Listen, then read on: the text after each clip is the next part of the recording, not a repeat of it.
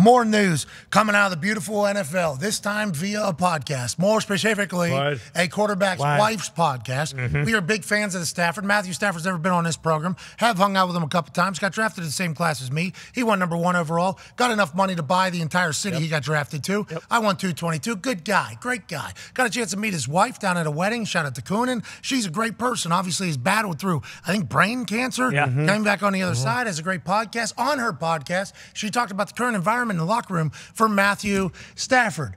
Trending, says JPA Football. I just want to let you know that this is being talked about by a lot of people. It's out there. Trending. Rams quarterback Matthew Stafford is having a hard time connecting with his young teammates, having to go as far as having the equipment staff print out a Facebook so that he could remember everyone's name and make an attempt to get to know them. That is not brand new. No. That has been happening in NFL rooms for a long time, not just for players, but for equipment staff, for trainers, kind of like put a name with a face. This is not that absurd.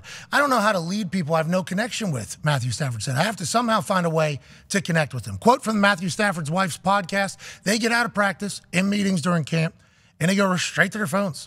No one looks up from their phones. Matthew's like, I don't know. Am I the dad? Do I take their phones? What do I do here? He's like, I want them to see me, not as a coach. They say sir to him and shit. He's like, no, we're on the same level here, boys. We're both playing in the league. Let me get to know you a little bit. This is crazy, says JPA Football, who hops back into the pundit world.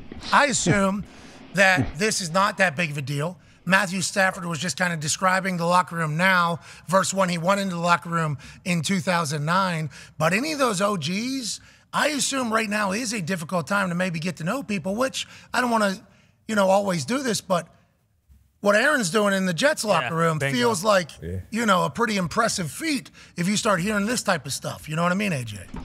Yeah, it's real. It's definitely a thing. I mean, talk to any trainers or anyone that's been there for the last 20, 25 years. Yeah, it goes through phases of how different generations come through, and the locker room will change, no question. But you're all still playing football. That's where you ultimately, that's where you do connect. And then, yeah, it might be weird afterwards. You're right. You're used to seeing, okay, O lineman over there playing whatever weird board game they're into, D lineman over here playing whatever game they're doing, card game. It is. I guess people will maybe. Back in the day, that was the case, but it's not anymore. You can find I'm sure he just has to make a little bit of an effort to connect. And I would assume he's already done that, and this was a conversation that maybe took place at a different time, and she was probably just telling a story on the podcast and had no idea that it was going to be reported as news, but it was trending. Yeah. Oh, yeah. Because it has to be, because it is Super Bowl champion quarterback who is still playing football even though he's financially stable. Yep. His resume for Hall of Fame Canton is already locked. He just loves ball. That's right. Ball. Just wants to love ball for another 10 years or so. How long's Matthew Stafford play for, you think? Honestly, genuinely. I could see him playing for 4 more.